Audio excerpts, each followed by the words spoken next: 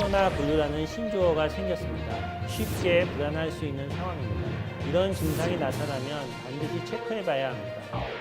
안녕하세요. 삼성 서울병원 정신건강학과 전홍진입니다. 코로나19로 참 여러분들이 많이 어려움을 겪고 계십니다.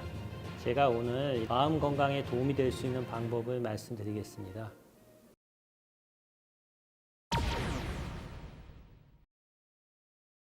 코로나가 지금 우리나라뿐만 아니고 전 세계적으로 문제가 되고 있는데요. 사실은 누구나 다 처음 겪는 상황입니다. 감염이 되지 않을까 걱정하시는 분도 많이 계시고요. 집에서 사회적 거리 두기를 실천하고 계시죠. 그러다 보니까 이전하고 다르게 조금 불안도 증가되고 잠도 안 오고 예민한 경우가 많이 좀 증가되고 있습니다. 이러한 것들을 어떻게 잘 극복해야 되는지 본인뿐만이 아니고 또 가족들의 노력이 필요할 때입니다. 알베르 까뮈의 소설 페스트를 보면 이런 구절이 나옵니다. 페스트 환자가 되는 것은 참 피곤한 일인데 페스트에 걸리지 않으려고 노력하는 것도 상당히 힘든 일이다.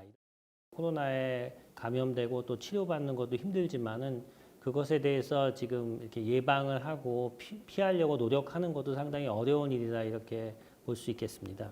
우리를 피곤하게 하는 원인들을 생각해 보면 첫 번째로는 이제 수많은 보도, 텔레비전 보도, 또 인터넷에서 수많은 정보들이 우리를 피곤하게 합니다. 정보들 중에는 상당히 자극적인 것들도 많고요. 보고 나면은 이게 사실이 아닌 가짜 뉴스도 있거든요. 그래서 이러한 것들을 자꾸 노출되다 보면 긴장이 증가되고 불안이 심해질 수가 있습니다. 국가나 질병관리본부에서 보내는 사실 위주로 정보를 습득하는 것이 좋고요. 두 번째는 회사에 나가거나 일을 하다가 집에만 있게 되면 재택근무를 하게 되죠. 그러다 보니까 생활의 리듬이 흐트러지게 됩니다. 그러니까 밤에는 늦게 자게 되고 낮에는 또 늦게까지 잠을 자게 되죠. 그러다 보니까 밤낮이 바뀌게 되고 스트레스가 누적되고 피로가 생기게 됩니다. 세 번째로는 우리가 늘 하던 운동이나 동호회 활동이나 스트레스를 푸는 활동들이 지금 하기 어렵게 됐습니다. 그러한 것들이 실내에서 하는 운동들이 지금 다 지금 취소되고 있죠. 그러다 보니까 스트레스를 해소할 수 있는 일이 줄어들게 되고 그것 때문에 긴장이나 불안이 증가되게 되는 측면도 있습니다. 코로나19로 인해 불안 반응을 느끼면 우리 몸이 그런 불안에 의해서 교감신경계라 그래서 긴장에 반응하는 신경계가 활성화되게 됩니다. 그래서 첫 번째는 심장의 반응이 일어나는데 이전보다 심장이 빠르게 뛰고 또 심장이 답답한 느낌을 받게 됩니다.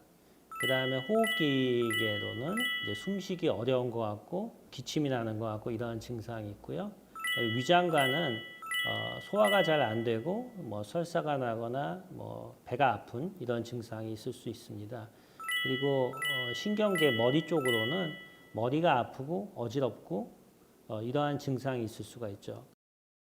우리가 불안하다고 느끼기보다는 우리 전신에서 긴장 반응이 일어나게 되고 그러한 것들 때문에 우리가 오히려 힘들게 됩니다. 그래서 그러한 신체적인 변화가 일어날 때 이것이 우리가 긴장을 하고 있지 않은가 또 몸이 거기에 반응을 하고 있지 않은가 이거부터 먼저 생각을 하는 것이 좋습니다.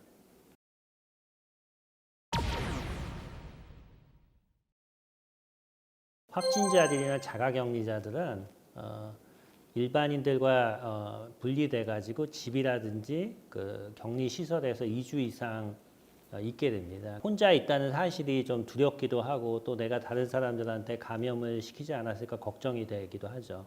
근데 2주 동안 중요한 것은 자기의 건강을 잘 유지하는 것입니다.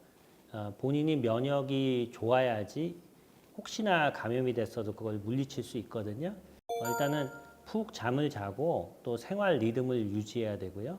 주위 사람들과 SNS를 통해서 계속 소통을 해서 이야기를 하고 건강 상태에 대해서 대화를 나누면 더 도움이 됩니다.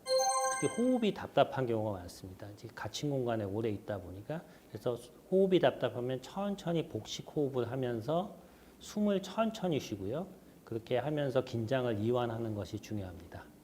확진자나 자가격리를 한 분들은 사실은 굉장히 좀 두려움도 있고요. 또 다른 사람한테 알려질까 봐 걱정도 되죠. 그분들이 사실은 격리를 하고 있고 본인이 집에 있고 다른 사람과 노출을 막고 있기 때문에 우리가 감염에서 자유로워질 수 있는 거거든요. 그러니까 그분들을 응원을 해주고 또 전화나 통신을 통해서 직접 만나서는 안 되겠지만은 격려를 해주는 것이 중요합니다. 직장에서는 이제 출근할 시간인데 집에 있다 보면은 가족 간에 이 갈등이 생기게 쉬워요. 특히 아이들도 집에 있고 부인도 집에 있고 또 삼시세끼를 집에서 다 해결해야 되거든요. 각자 자기가 할 일을 나눠 가지고 뭐 음식 준비 또 설거지 그리고 집안에 뭐 쓰레기도 치우고 이러한 것들을 잘 분리해 가지고 이 일을 나눠서 해야지 다툼도 없고 또 이번 기회에 서로 또 친하게 지낼 수 있는 계기도 될 수가 있죠. 그 생활 리듬을 잘 유지해야 되는데 자고 깨는 시간을 일정하게 유지를 하고 너무 늦게 안 자는 것이 이제 중요합니다.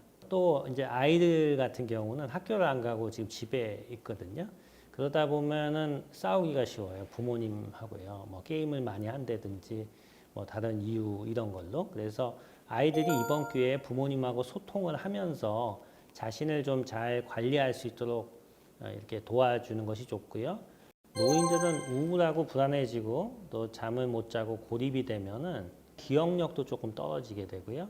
그리고 좀 의심도 많아지게 됩니다. 판단력도 조금 떨어지고. 그러니까 사람들하고 대화하고 소통하고 움직여야지 자신의 기능이 유지가 되는데 그걸 못 하게 되거든요.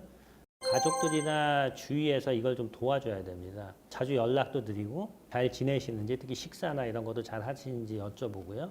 노인들은 오래 누워 있으면은 팔다리의 이 근육 양이 줄어들거든요. 그래서 집안에서도 걷고 운동을 하고 특히 창에 해가 들어올 때 밖에 나가지는 않더라도 한 30분이라도 아침에 앉아 있으면은 이 기분의 유지에 도움이 됩니다.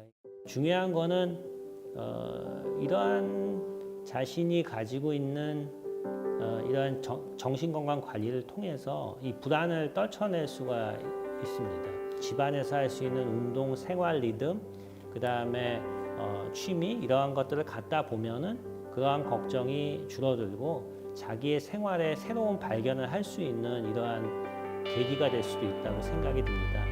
모두 힘내시고 이번 고난을 잘 극복하기를 바랍니다.